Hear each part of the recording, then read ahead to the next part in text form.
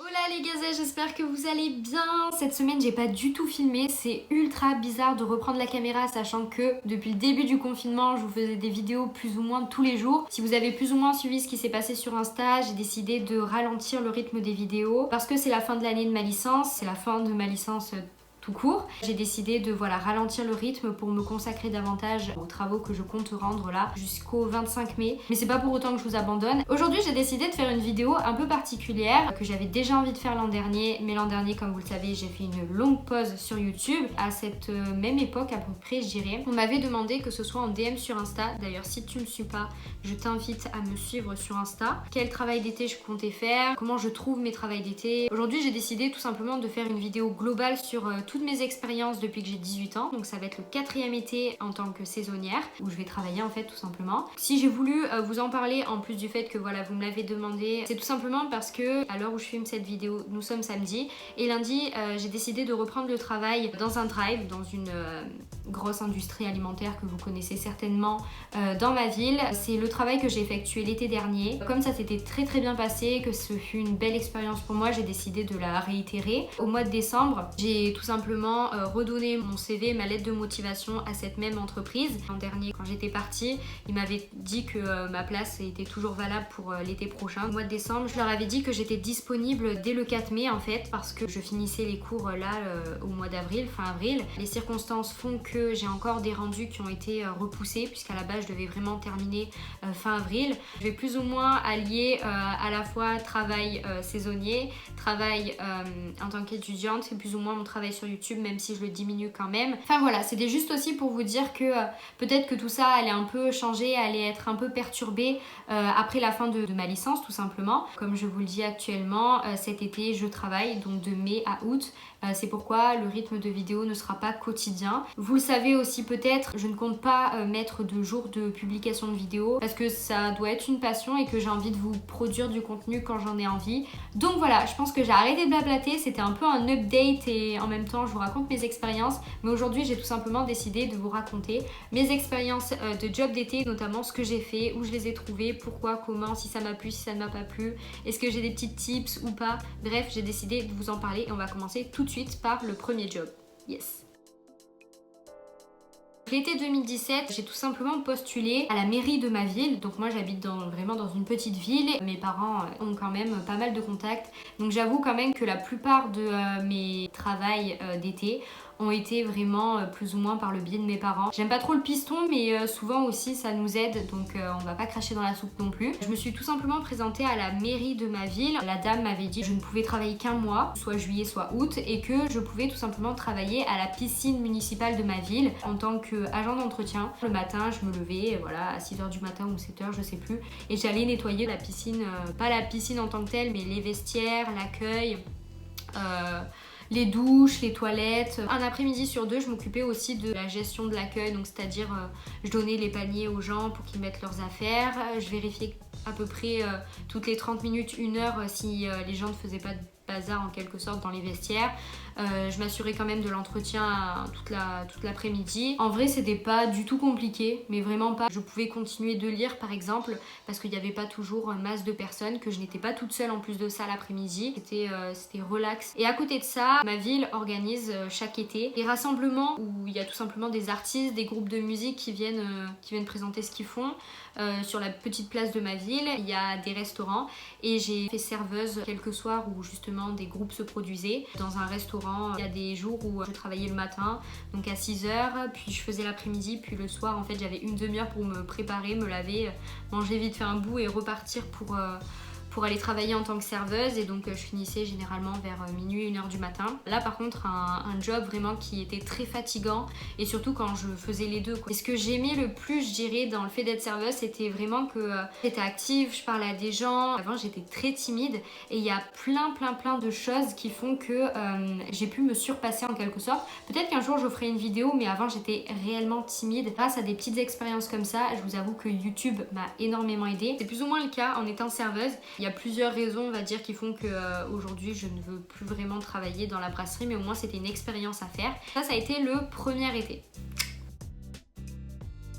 Le deuxième été, donc quand j'avais 19 ans. Encore une fois, grâce à mes parents, le piston, tout ça, mon père a réussi à avoir un rendez-vous avec une personne qui travaille à Interco. Enfin, c'est dur de trouver les mots pour pas dire, trop d'éléments qui font que vous allez savoir un peu où j'habite. Il m'a dégoté en fait tout simplement un travail à l'office de tourisme de ma ville. Ça a été un travail mais ultra enrichissant. Il fallait quand même connaître plus ou moins les alentours, ma ville, tout ça, de bonnes compétences dans les langues, de renseigner les personnes. Et en fait au final, vu que j'étais jamais seule, j'ai énormément appris par les personnes. Ça a été une bonne expérience. Après je vous avouerai aussi que ça a vraiment été le travail le moins fatigant de tout ce que j'ai pu faire depuis 3 ans. Aussi j'étais dans un mois où il y avait pas forcément beaucoup de touristes, donc faut savoir aussi quand même que j'habite dans une ville où il n'y a pas déjà grand monde.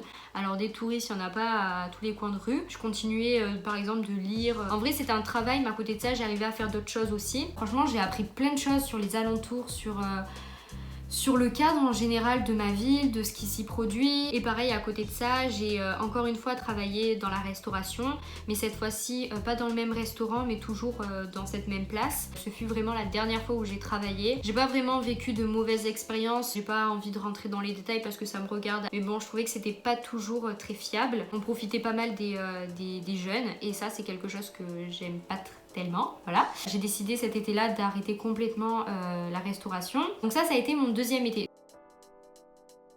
L'été dernier, donc ma 3e expérience, j'ai travaillé tout simplement dans un drive, dans une grande entreprise, et vraiment ça a été ultra angoissant. Il faut savoir que moi j'étais plus ou moins dans l'obligation dès que j'ai eu 18 ans de travailler l'été, parce que mes parents gagnent pas des 1000 et des 100, et que pour eux ça a toujours été important que je travaille, et moi je le reconnais, ça a toujours été aussi important que je travaille, déjà parce que je m'ennuie rapidement et que j'ai toujours besoin de faire quelque chose, et donc voilà. Et là en fait c'était l'an dernier. Faut savoir que les étés précédents, je savais que j'allais travailler l'été même depuis des mois déjà, donc je m'y prenais toujours à l'avance. En décembre, janvier, j'attaquais toujours mes recherches, et là vraiment on était au mois d'avril-mai et je savais toujours pas où j'allais travailler. C'était ultra angoissant. J'avais cherché à Nîmes, j'avais cherché dans ma ville. En gros c'était soit je trouve un travail et donc c'est génial pour moi, je peux garder mon appartement, soit je trouve pas de travail, donc je suis obligée de donner les clés de mon appartement et devoir retrouver un appartement au mois d'août. Donc c'était pas possible pour moi, sachant que c'est vraiment la galère de trouver des appartes, vous le savez. J'ai tout simplement postulé comme ça par hasard dans cette entreprise là. J'ai été appelée, je dirais même pas une semaine après que j'ai déposé ma candidature, et ce fut vraiment très compliqué. J'ai galéré les premiers jours, vraiment. C'était tellement physique, fatigant. J'avais des courbatures tous les jours, j'avais des bleus de partout. J'en rigole parce que ils pensaient vraiment pas me garder. Parce que moi j'ai toujours besoin de temps en fait pour m'adapter aux choses et pour comprendre et pour on va dire oui, m'intégrer en quelque sorte. Je me souviens que j'avais 2 semaines d'essai et vraiment j'ai cru qu'ils allaient pas me garder quoi. Puis finalement ils ont renouvelé le contrat. Ça a été la plus belle expérience, je vous jure, la plus belle expérience de l'année 2019. Après, je pense qu'aussi que ça n'a pas été pour rien, dans le sens où les mois précédents, j'ai vécu quand même des choses assez tristounes et pas top, clairement, dans la vie d'une personne. Je pense que cette expérience, elle est tombée pile poil au moment dans ma vie où il fallait vraiment que je fasse autre chose en fait. J'ai découvert de superbes personnes, enfin vraiment c'était génial. Enfin après je pense aussi le fait que j'étais dans une équipe avec des bonnes personnes, je me suis fait des collègues, enfin je me suis fait des potes, je m'entendais vraiment avec tout le monde quoi. Je pense aussi que ça y joue énormément, qu'on apprécie plus ou moins le job qu'un autre. Donc j'ai travaillé de mai à août et je dirais que ouais, de mai à juin ça a été quand même compliqué, et en fait plus le temps passait et plus vraiment j'ai apprécié énormément travailler là-bas. Bon après il faut dire que je me suis améliorée quand même hein. Et aussi parce que j'ai trouvé l'amour là-bas au drive aussi, il faut le savoir, mais aussi parce que j'ai vraiment trouvé de super bonnes personnes. Je suis trop contente de pouvoir y retourner cette année. Je me doute bien aussi que c'était un moment donné où il y avait une bonne équipe, où tout le monde s'entendait bien, tout le monde rigolait ensemble, et que autant là par exemple cet été ce sera pas du tout la même ambiance. Enfin j'imagine, hein, je garde les pieds sur terre quand même. Hey, c'est la celle du montage. En fait, je me rends compte durant mon montage justement que je vous ai clairement expliqué le fait que voilà, c'était une super belle expérience, que c'est ma meilleure expérience, que j'ai kiffé parce que j'ai rencontré de super belles personnes. Je vous ai quand même évoqué le fait que c'est usant, mais en soi, je vous ai pas du tout parlé de ce qu'est travailler au drive. Donc en gros, si vous ne connaissez pas le principe du drive, nous sommes le genre de personnes en fait qui préparent vos commandes et qui les livrent directement dans la voiture. Donc je pense que vous savez plus ou moins ce que c'est, mais vu que j'ai expliqué ce que j'avais fait durant mes autres expériences, je pensais que c'était aussi important de vous préciser tout ça. Voilà! Ben pour les personnes qui ont déjà vécu cette expérience, c'est ultra fatigant, c'est usant. Mais à part ça, ça a été tellement une belle expérience. Enfin, même j'ai chialé à la fin, quoi, parce que je voulais pas du tout partir et parce que j'ai trop aimé. Et donc, je suis trop contente de retravailler lundi, quoi, tout simplement.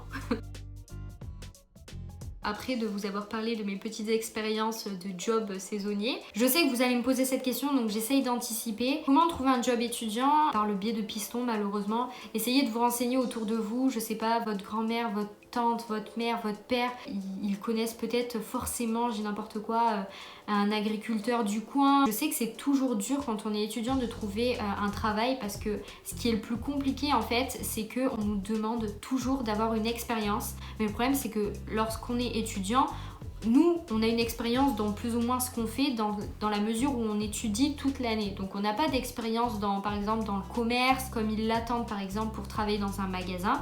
Et ce qui est compliqué en fait, c'est de trouver son premier travail. Et donc on passe forcément par des boulots qui sont un peu moins faciles, comme par exemple travailler dans les champs. Donc essayez de vous renseigner autour de vous, justement si vous habitez plus ou moins dans des petits villages, dans des petites villes. Sinon l'an dernier, vu que je voulais plus travailler sur Nîmes, donc une plus grande ville que ma ville où j'habite chez mes parents, je me suis inscrite sur Indeed. C'est un site en fait où vous demandez tout simplement si vous cherchez un travail saisonnier. Vous pouvez aussi demander des stages. J'avais envoyé tellement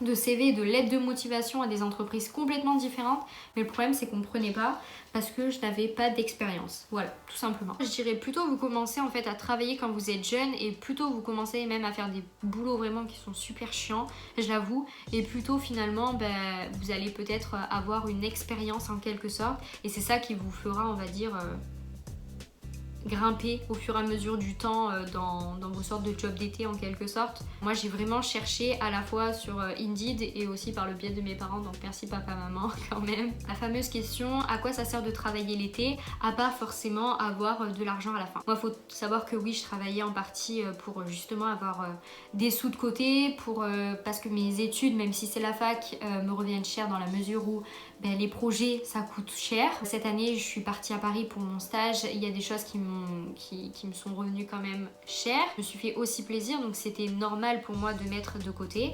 Mais aussi ce qu'il faut savoir c'est que en partie si je souhaite travailler chaque été, c'est vraiment pour l'expérience. Je dis toujours que peu importe les expériences que vous faites, ça vous servira toujours dans la mesure où vous en apprendrez toujours davantage, que ce soit sur le métier, sur la chose que vous faites ou même sur vous-même. Par exemple, tous mes jobs d'été, j'en ai vraiment tiré quelque chose. Quand j'ai été serveuse, ce qui m'a aidé, c'est justement le fait de parler plus ou moins en public à des personnes, de tenir une conversation. Quand j'ai travaillé à l'office de tourisme, ça a été de tenir un échange avec une personne qui n'a pas du tout la même langue que moi, qui ne parle pas la même langue que moi. Cet été aussi, une des choses qui a été primordiale et vraiment où je me suis plus que rendu compte l'importance du travail en groupe, l'esprit d'équipe. Quand je suis arrivée au drive, je me suis vraiment rendu compte de l'importance d'aider les personnes. Ce côté humain, c'est ultra important, d'écouter les autres, d'apprendre à les connaître et vraiment d'aider, surtout d'aider les autres et les personnes qui nous entourent.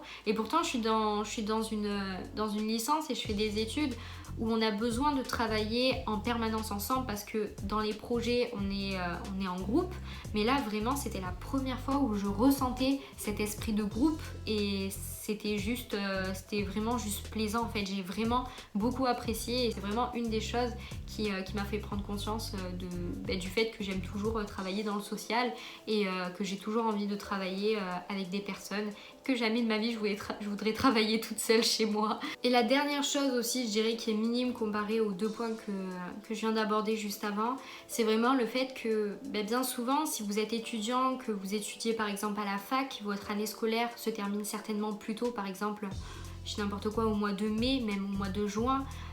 avoir un travail qui va vous prendre 2 mois de votre vie, c'est ultra, je veux dire, pour moi en tout cas réconfortant dans la mesure où vous ne faites pas rien de votre vie, vous ne vous sentez pas ne servir à rien en quelque sorte. Je trouve que c'est super important de ne pas se la couler douce en quelque sorte l'été. Je suis bien contente finalement que mes parents ils m'aient poussé déjà depuis mes 18 ans à faire un travail d'été. Surtout en ces temps-là, je sais que c'est plus compliqué, enfin j'en parle avec mes amis depuis qu'il y a le confinement. Certaines d'entre elles comptaient par exemple travailler dans la restauration et ça va être un peu compliqué dans la mesure où les bars et restaurants, brasseries ne vont pas ouvrir avant un bon moment. Et je sais que c'est peut-être un peu plus compliqué pour trouver du travail cet été, mais vraiment je pense que dans l'alimentaire il y aura toujours du travail et donc essayez de vous renseigner un peu partout si vous avez envie de servir à quelque chose en ces temps-là et que vous avez tout simplement envie d'avoir une expérience, rencontrer du monde